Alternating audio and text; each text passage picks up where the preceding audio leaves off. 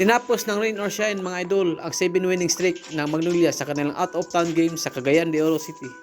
Pero sinama naman ni Tyler B sa kanyang highlight slam dunk si Kate Dato. Pero bago dyan mga idol, paki-like naman, share at subscribe sa ating channel. Extended ang winning streak ng rain or shine mga idol matapos nilang pataubin ang Magnolia sa score na 113-110.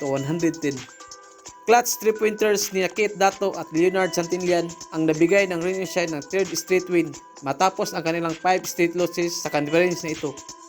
At umangat na sila sa pangulong pisto sa kanilang standing.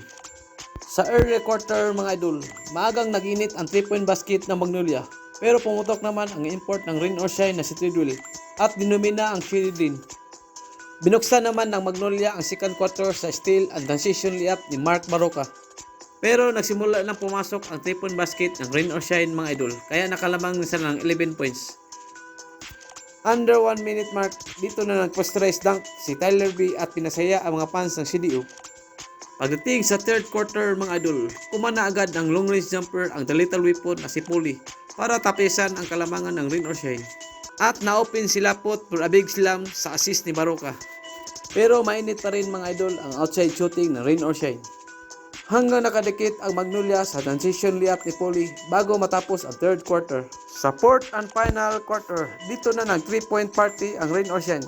Sa 3-point basket ni Kate Dato, ni Gian Momoyak at ni Andre Karakot. Pero humabol pa ang Magnolia mga idol at nakatabla pa sa score under 3 minute mark.